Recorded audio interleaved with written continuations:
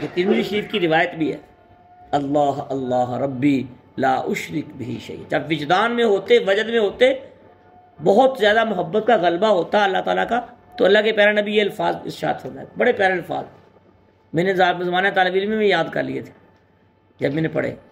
دو لفظ ہیں بڑے آسان سے، بڑے پیارے، اور رسول اللہ صلی اللہ علیہ وسلم کا تقیہ کلام کہہ لیں، یا بہت زیادہ خوش ہوتے اللہ کے پیارے نبی یا خاص حالت میں ہوتے تو یہ الفاظ ارشاد فرماتے تھے، اللہ اللہ ربی لا اشرک بہ شیئا، کہ اللہ اللہ ہی میرا رب ہے، لا اشرک بہ شیئا، کوئی شریک نہیں ہے۔ یہ مومن کے لیے الفاظ کا اپنے اندر اتارنا، ہر مومن اس کو ضروری سمجھے، یہ بڑے زبردست الفاظ، یہ میرے پیارے نبی پاک کی زبان اقدس سے اکثر لا اشرک بہ شیئا، اللہ اللہ ربی لا اشرک بہ شیئا، کہ اس کے ساتھ ایک ذرہ برابر بھی، اس کے برابر ایک ذرہ بھی کوئی شریک نہیں، اور پھر اس میں ہر چیز آ جاتی ہے، ذات میں بھی، اللہ کی صفات میں بھی، اللہ تعالیٰ کے کسی بھی معاملے میں بھی یہ چیزیں آ جاتی ہیں۔ تو فرمایا کہ یہ آپ ان کے ساتھ اب دیکھ لیں مولویوں کے ساتھ اس دور میں اس کا کیا مطلب ہے اس آیت کا، کیونکہ ہم تو جدید تفاسیر کا بھی مطالعہ کر کے بتاتے ہیں نا۔ اس دور میں جو مفسرین ہیں، علماء ہیں، فقہاء ہیں، محدثین ہیں، ان کے ساتھ یہ دوسرے مستشرقین کی یا باطل فرقوں کی لڑائی اور جنگ کیوں ہے؟ ان کو لوگ دقیانوسی سوچ کے کیوں مالک کہتے ہیں مولویوں کو، یا اس طرح کے الفاظ کیوں کستے ہیں ان کے اوپر؟ کیونکہ یہ حلال کو حرام سمجھتے ہیں، حلال کو حلال سمجھتے ہیں، حرام کو حرام سمجھتے ہیں۔ یہ دین میں 1% بھی کمی یا زیادتی کا سوچ بھی نہیں سکتے۔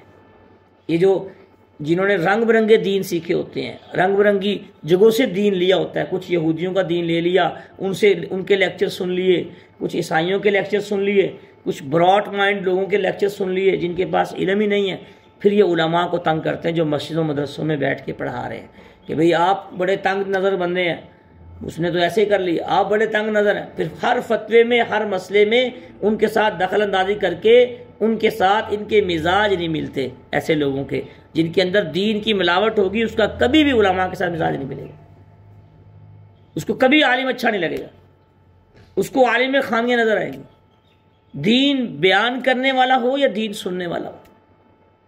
جو دیندار لوگ ہیں وہ دینداروں کو ہی پسند ہوتے ہیں۔ اے پازیٹیو کے ساتھ ہی آتا ہے نا، بی نیگیٹو کے ساتھ تو نہیں آئے گا۔ جس کے اندر جراثیم ہوں گے یہود و نصارہ کے باتوں اور لیکچرز کے، مستشرقین کے، اور یہ جدید دور کے جو آج کل کے دعوے دار ہیں ان کے ہوں گے، تو اس کا خون کہاں ملے گا ان لوگوں کے ساتھ جن کے اندر صرف رسول اللہ صلی اللہ علیہ وسلم کے جو وارث ہیں، انما یخشی اللہ من عبادہ العلماء، ان کے ساتھ کہاں ملے گی اس کی باتیں، اس کی سوچ کہاں ملے گی؟ آپ ملانا بھی چاہیں گے نہیں ملے گی۔ آپ ان علماء کو جیسے مرضی علوم سکھا دیں، جیسے مرضی فنون سکھا دیں، جیسے مرضی ہنر سکھا دیں، لیکن یہ قرآن پاک سے، اس کی زبر و زیر سے، کیونکہ اس کا ذمہ اللہ تعالیٰ نے لیا ہے، قیامت تک نہیں ہٹیں گے، جہاں مرضی لے لیں۔ تو میرے دوستو اپنا انالیسز کریں کہ میری سوچ علماء کے ساتھ ملتی ہے یا میری سوچ اسکالروں کے ساتھ ملتی ہے، یوٹیوبرز کے ساتھ ملتی ہے، میری سوچ جدید دور کے لوگوں کے ساتھ ملتی ہے۔ یہ علماء، اس سے بڑا جدید دور کیا ہے، اس سے بڑی جدید ٹیکنالوجی کیا ہے کہ رسول اللہ صلی اللہ علیہ وسلم کے بارے میں، اللہ تعالیٰ کے بارے میں وہی عقیدہ، اس میں ایک ذرہ کا برابر نہ آگے ہونا چاہتے ہیں نہ پیچھے ہونا چاہتے ہیں۔ یہ ان کی زندگی ہے، مدارس کی، مساجد کی، علماء کی، مفسرین کی، محدثین کی، فقہاء کی، سارے جو اس پٹی پہ چل رہے ہیں، اس پٹی کے اندر ان کو وہی لوگ اچھے لگتے ہیں، علماء اور محدثین اور فقہاء سے وہی محبت کرتے ہیں جو ان کی باتوں پہ یقین رکھ کے اس کو سمجھ دیں۔ یہ مطلب ہے، یہ کمپرومائز نہیں کرتے، سادے لفظوں میں باتوں کا خلاصہ یہ ہے۔ اس لیے جن کے ساتھ کمپرومائز نہیں کرتے پھر وہ وویلا اٹھاتے ہیں میڈیا پہ، یہ تو پچھلے دور کے مولوی ہیں، یہ فلاں ہیں فلاں ہیں۔ رسول اللہ صلی اللہ علیہ وسلم نے بھی یہودیوں کے ساتھ تجارت کی ہے، ہم کون سا منع کر رہے ہیں تجارت سے؟ لیکن جیسی تجارت کی ویسی کریں نا، منافقت تو نہ کریں۔ رسول اللہ صلی اللہ علیہ وسلم جہاں تجارت کی ہے، قرضہ لیا ہے یہودیوں سے، اور بھی ساری معاشرت دیکھ لیں، سیرت پڑھ کے تو دیکھیں، رسول اللہ صلی اللہ علیہ وسلم ساتھ یہ بھی تو فرمایا من تشبہ بقوم فہو منہم، کہ ان کی مشابہت اختیار نہ کرنا، لین دین کو لین دین کی حد تک رکھنا بس۔ بہت سے نوجوان دیکھا آپ نے، وہ شیعہ ہو گئے ہیں، شیعہ دوست کی وجہ سے، بہت سے نوجوان ایسے غلط صحبت کی وجہ سے، قادیانیوں کی صحبت کی وجہ سے قادیانی ہو کے بیٹھے۔ ان کے دین کو اختیار کرنے کا کوئی ایک حدیث نہیں ہے، کوئی ایک بات نہیں ہے۔ تو میرے دوستو، جب تک ہم پکے سچے اور ٹھکے اندر سے مسلمان نہیں بنیں گے، اس وقت تک باتوں کی حد تک اسلام رہے گا، اس کا فائدہ کوئی نہیں ہے۔ یہ پتہ چلے گا جب آنکھ بند ہو۔ تو آج نیت کر لیں حتی تتبع ملتہم سے کہ ہم لکم دینکم ولی دین، قل یا ایھا الکافرون کا ترجمہ پڑھ لیں۔ تمہارے لیے تمہارا دین، ہمارے لیے ہمارا، تمہارا دین مبارک ہو، ہمیں اللہ اور اللہ کے رسول قرآن یہ مبارک، ہم ادھر راضی ہیں، تم ادھر راضی۔ آدھے ادھر تیتر آدھے بٹیر بننے کی کوشش نہ کریں، ورنہ نہ ادھر کے رہیں گے نہ ادھر کے رہیں گے، سب سے بڑی منافقت میں آ جائیں۔ ہاں جو بات سمجھ نہیں آتی سمجھو، سیکھو، پڑھو، پھر پتہ چل جائے گا اصل کیا بات ہے یا اس کے اندر ملاوٹ کیا ہے۔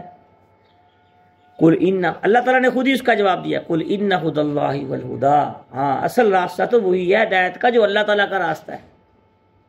پھر اللہ تعالیٰ خود ہی آگے تھوڑی سی اللہ تعالیٰ نے دیکھیں زجر تھوڑی سی، آپ یہ کہہ لیں کہ ایک تنبیہ فرما رہے ہیں اللہ تعالیٰ اپنے پیارے نبی پاک کو، لیکن اس سے بعض دفعہ یہ بڑا زبردست اصول ہے، سمجھ میں رکھیں، چونکہ آپ تفسیر کے طالب علم ہیں سارے، بعض دفعہ اللہ تعالیٰ کا خطاب اللہ تعالیٰ رسول اللہ صلی اللہ علیہ وسلم کو فرما رہے ہوتے ہیں، لیکن مقصد امت کو تبلیغ ہوتی ہے۔ خطاب رسول اللہ صلی اللہ علیہ وسلم کو ہے، کیونکہ وہی تھا نا ٹھکانہ ماوا اور ملجا، وہی تو اللہ کے نبی پہ آنی تھی نا۔ خطاب رسول اللہ صلی اللہ علیہ وسلم، اس کو میں سادے لفظوں میں ایک مثال دیتا ہوں پنجابی میں، کہنے نے کہنا تھی نو تو سنانا نون، کہنا تھی نو تو سنانا نون ہو، بہو کو سمجھانی ہوتی ہے نا کوئی بات، وہ بیٹی کو کہتے ہیں۔ یہ اللہ تعالیٰ نے اتنی محبت تھی اللہ تعالیٰ کو اپنی پیارے نبی پاک کی امت سے کہ اپنے نبی پاک سے خطاب فرما رہے ہیں، لیکن مقصد پوری امت کو وہ خطاب ہے، پوری امت کی رہنمائی ہے۔ وَلَئِنِ اتَّبَعْتَ أَهْوَاءَهُمْ بَعْدَ الَّذِي جَاءَكَ مِنَ الْعِلْمِ، خدا نہ خواستہ ہے پیغمبر اگر آپ نے اتباع کر لی ان کی خواہشات کی جو وہ چاہتے ہیں، حَتَّى تَتَّبِعَ مِلَّتَهُمْ وَلَا، پھر کیا ہوگا؟ بعد الذی جاءک من العلم، علم رکھنے کے باوجود تو آپ کے لیے کوئی مددگار نہیں ہوگا، اللہ تعالیٰ بہت سخت ناراض ہو جائیں گے، پھر اللہ سے تعلق ٹوٹ جائے گا۔ تو یہ ہمارے لیے بھی ہے، اصل تو ہمارے لیے یہ ہے۔ رسول اللہ صلی اللہ علیہ وسلم کے بارے میں تو سوچا بھی نہیں جا سکتا کہ اللہ کے نبی وہاں جائیں گے یا ان کی ملت کو اختیار کریں گے۔ اللہ کے نبی پاک کو جتنی آفریں ہوئی تھی یا جتنے ان کے ساتھ جنگیں ہوئی ہیں، جتنے صحابہ کرام شہید ہوئے ہیں، اگر کوئی لچک دکھاتے تو کہاں ہو جاتے، لیکن نہیں، لچک نہیں دکھائی 1% بھی لچک، لیکن ہم مسلمان کمزور ایمان والے لچک دکھا دیتے ہیں۔ یہ ہماری بہت بڑی کمزوری ہے دین میں۔ توحید میں لچک نہیں دکھانی چاہیے، رسالت میں آخری نبی ہیں ہمارے نبی پاک صلی اللہ علیہ وسلم، اس میں 1% بھی لچک نہیں دکھانی چاہیے اگر مسلمان رہنا چاہتے ہیں۔ قرآن میں لچک نہیں ہے۔ لچک کا مطلب کیا؟ اس کے اندر دوسری چیز کو شامل نہیں کر سکتے، نبی پاک کے بعد کوئی اور نبی نہیں آ سکتا، اللہ تعالیٰ کے اندر کوئی شرک نہیں ہو سکتا، یہ لچک کا مطلب۔ میری بات سمجھ آئی کہ نہیں آئی بھائی؟ تو ان کی خواہشات کے مطابق، ان کے دین کے مطابق چلنا یا اس کے چلنے کی خواہش رکھنا یا اس کو اچھا سمجھنا کہ وہ اس دین میں یار بڑی بڑی اچھی چیزیں ہیں۔ حضرت عمر رضی اللہ تعالیٰ نے کیا کیا تھا؟ تورات کی تختیاں تو پڑھی تھی کہ نہیں؟ واقعہ ذہن میں آ گیا نا بھائی؟ یہ تورات کی تختیاں اپنے دھیان سے پڑھ رہے تھے، رسول اللہ صلی اللہ علیہ وسلم کے پیشانی اقدس پہ غصہ کے آثار ظاہر ہوئے، پوری رضیت باللہ ربا وبالاسلام دینا وبمحمد النبی صلی اللہ علیہ وسلم، میں اللہ پہ راضی ہوں رب ہونے پہ، اور رسول پہ راضی ہوں نبی ہونے پہ، وبمحمد النبی صلی اللہ علیہ وسلم، اور اپنے دین اس اسلام پہ راضی ہوں۔ تو ہم بھی اس پہ راضی ہو جائیں، ہم بھی ان تینوں چیزوں پہ راضی ہو جائیں۔ وَلَئِنِ اتَّبَعْتَ أَهْوَاءَهُمْ، ان کی خواہشات میں نہ آئیں، اس کے اوپر نہیں چلنا۔ بعد الذی جاءک من العلم ما لک من اللہ من ولی ولا نصیر الذین آتیناہم الکتاب یتلونہ حق تلاوتہ، یہ جو قرآن کی تلاوت کرتے ہیں نا ان کے اندر اتر جاتا ہے قرآن۔ اس سے مراد مفسرین نے لکھا ہے کہ قرآن کی خالی تلاوت نہیں، طوطے کی رٹا لگا لیں یا پڑھتے رہیں بس، حلال کو حلال سمجھ کے حرام پہ حرام یقین رکھ کے یہ غلط ہے یہ صحیح ہے، پھر قرآن کی تلاوت کرتے ہیں، قرآن کو سمجھ کے پڑھتے ہیں۔ لیکن اگر ظاہراً بھی پڑھتے ہیں، ان کے دل میں قرآن اتر جاتا ہے، لیکن ایک بندے کو اگر پتہ ہی نہیں کہ قرآن ہم سے کیا کہہ رہا ہے، قرآن پاک ہم سے کس چیز میں مخاطب ہے، تو اس میں اور اس بندے میں تو آسمان زمین کا فرق ہے نا، جس کو پتہ ہے قرآن پاک سے اس سے مراد کیا ہے۔ تو اس سے مراد مفسرین نے لکھی ہے کہ قرآن پاک میں حلال اور حرام، حق اور باطل کو واضح کر کے سمجھ کے پڑھنے والوں کے دل میں جو ہے اتر جائے قرآن پاک، یہ ہیں وہ لوگ جو قرآن کی تلاوت کا حق ادا کرتے ہیں۔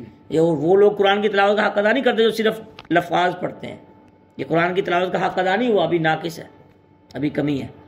تو آج سے نیت کریں بھائی قرآن پاک پڑھیں، ساتھ ترجمہ بھی پڑھیں۔ اس کے لیے میں تو آپ کو مشورہ دوں گا، اگر آپ چاہتے ہیں تھوڑے وقت میں زیادہ قرآن پاک سیکھنا، وہ بھی ترجمے اور تفسیر کے ساتھ، تو آپ آسان ترجمہ لے لیں، شیخ الاسلام مفتی محمد تقی عثمانی صاحب، آسان ترجمہ لے لیں، اور بھی بہت سے مل جاتے ہیں۔ لیکن یہ انہوں نے کیا کیا، انہوں نے 4 سے 5 لائنوں میں ہر آیت کا مفہوم سمجھا دیا، 4 سے 5 لائنوں میں ہر آیت کا مفہوم، ترجمہ اور اس کا ربط پیچھے بتلا دیا۔ بڑی مزیدار تفسیر ہے، بڑی جامع تفسیر ہے، چھوٹی سی ہے، آسان ترجمہ، وہ آپ لے لیں، انشاءاللہ تعالی فائدہ ہوگا۔ آن لائن بھی اویلیبل ہے؟ جی آن لائن، میں یہ جتنی کتابیں میں آپ کو بولتا ہوں، جتنی کتابیں میں مطالعہ کر کے آتا ہوں، بڑی بڑی جو کتابیں، تفسیروں کے نام لیتا ہوں میں، تفسیر ابن کثیر، تفسیر کبیر، اس طرح کی جو بڑی بڑی تفاسیر، آپ مجھ سے واٹس ایپ گروپ میں بھی لے سکتے ہیں ساری، الحمدللہ میرے پاس سافٹ کاپی میں موجود ہے، ہارڈ کاپی میں موجود ہے۔ آسان ترجمہ ہے؟ ہاں جی آسان ترجمہ بھی ہے، وہ میں انشاءاللہ آج گروپ میں 2 چیزیں مجھے یاد کرواتا ہوں، رسول اللہ صلی اللہ علیہ وسلم کے معجزات اور یہ آسان ترجمہ، وہ تو میں بھی بھجوا دیتا ہوں، دونوں چیزیں انشاءاللہ۔ اولئک یؤمنون بی، جو تلاوت قرآن پاک کو سمجھ کے کرتے ہیں، ترجمے اور تفسیر کے ساتھ سمجھ کے، یہی وہ ہیں جو ایمان والے ہیں۔ کیونکہ بھئی علم ہوگا تو ایمان ہوگا نا، ورنہ تو اس کے اندر بہت سی چیزوں کی ملاوٹ ہو جائے گی۔ وَمَن يَكْفُرْ بِهِ فَأُولَٰئِكَ هُمُ الْخَاسِرُونَ، جو قرآن کی تلاوت کا انکار کرتے ہیں، یا قرآن کی تلاوت کرتے ہی نہیں، یا اللہ کے رسول کا انکار کرتے ہیں، یا کسی بھی حق بات کا انکار کرتے ہیں، اللہ تعالیٰ کا، رسول اللہ صلی اللہ علیہ وسلم کا، قرآن پاک کا یا شریعت کا، یہی وہ لوگ ہیں جو خسارے میں ہوں گے۔ اللہ تعالیٰ ہمیں سمجھ کے آخرت کو، دنیا کی زندگی گزارنے کی توفیق عطا فرمائے۔